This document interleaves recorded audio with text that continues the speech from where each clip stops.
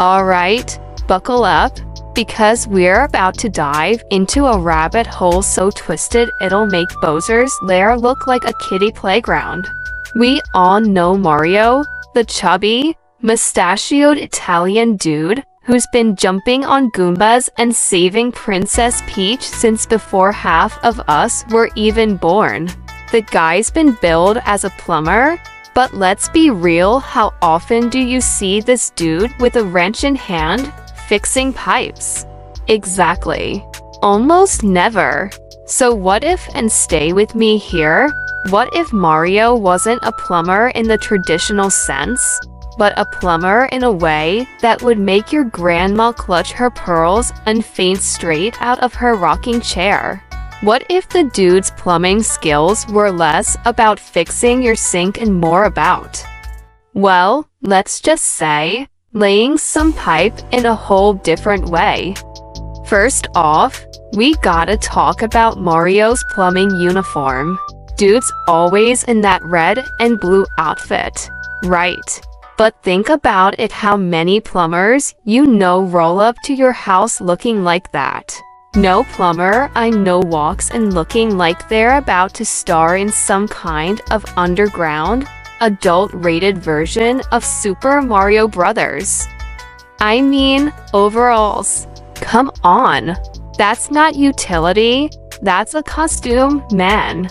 This guy isn't fixing leaks, he's causing them. If you catch my drift. Next, let's talk about the way Mario travels. Dude's hopping into pipes all the time. But these aren't just any pipes. Now, these pipes are magic. They're portals to different worlds. You can't tell me that's not some kind of innuendo. Think about it. Mario's whole gig is sliding into pipes, going deep into underground layers, and coming out the other side in a whole new world. If that's not a metaphor for something naughty, I don't know what is.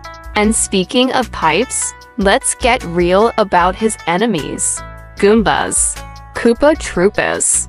Piranha plants. What if these aren't just innocent little monsters minding their own business, but are actually rivals in the plumbing business? You know, competitors in the race too. Unclog the most pipes. Maybe Bowser's just another dude who's tired of Mario sliding into his turf, both figuratively and literally. Maybe the whole kidnapping Peach thing is less about world domination and more about keeping Mario from laying down some pipe where he's not wanted. And let's not forget the princess herself, Princess Peach. She's always getting kidnapped. But have you ever wondered why? I mean, this chick lives in a freaking castle surrounded by guards, yet somehow Bowser snatches her up every other Tuesday. Sounds to me like there's something fishy going on. Maybe she's in on the whole thing. Maybe the kidnapping is just a cover for her and Bowser to get away from the Mushroom Kingdom's prying eyes and have a little, private time. And Mario, he's not really rescuing her, he's just the jealous ex, trying to crash the party every single time. Then there's Luigi. Poor Luigi. Dude's like the ultimate wingman who never gets any action. You gotta wonder, is he in on the family business? Or is he just the guy who's stuck doing all the actual plumbing while Mario's out there servicing the ladies? It's like Luigi's the guy who shows up at your house to fix the sink while Mario's the guy who shows up to fix the sink.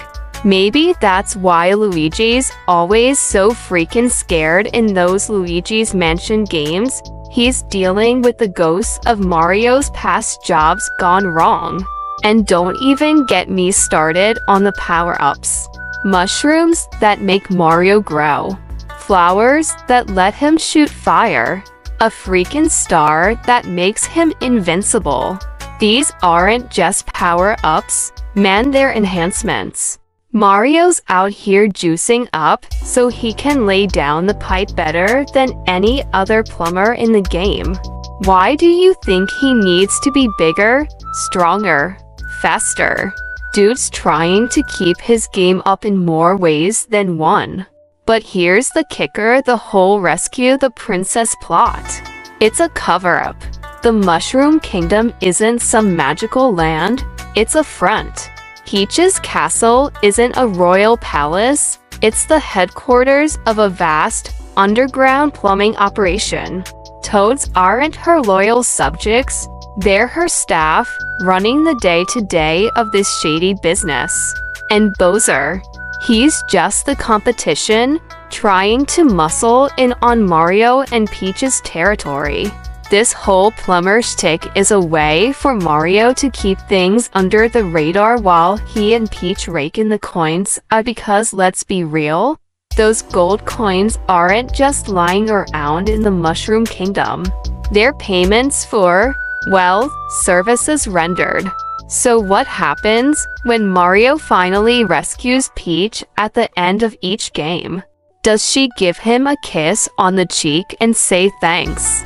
Nah, man, she's paying up. All those coins you collect throughout the game, they're just the tip of the iceberg. The real treasure is the thank you Mario gets behind closed doors, after the screen fades to black. That's why Mario keeps coming back, game after game, level after level. It's not about saving the princess, it's about getting paid and getting, well, you know. And let's talk about the other ladies in Mario's life: Daisy, Pauline, even Rosalina. What if they're not just side characters, but part of a whole network of plumbers working with Mario? Maybe they've all got their own territories, their own pipes to slide into. Mario's not just a solo act, he's the head of a freaking empire. Daisy's got Sarasaland, Pauline's got New Donk City, and Rosalina, she's got the freaking universe. They're all in on it, running their own plumbing businesses, and Mario's the kingpin, keeping everything in check. Now, you might be thinking, come on, Mario's a kid's game. There's no way any of this is true. But that's the genius of it. Nintendo's been hiding this dirty little secret in plain sight for decades. All those parents thinking their kids are just playing a harmless game about a plumber saving a princess. They've got no idea what's really going on. Mario's out here pulling the ultimate con, keeping his plumbing business under wraps, while millions of people around the world play along, none the wiser. So the next time you pick up a controller and start a new game of Super Mario Bros., just remember, you're not just playing a game. You're diving into the underworld of a shady plumber with a lot more on his mind than fixing pipes. And once you see it, you can't unsee it. Every jump, every coin, every castle, it's all part of the act. Mario's not just a hero, he's a businessman, a lover, a player in the dirtiest game of all.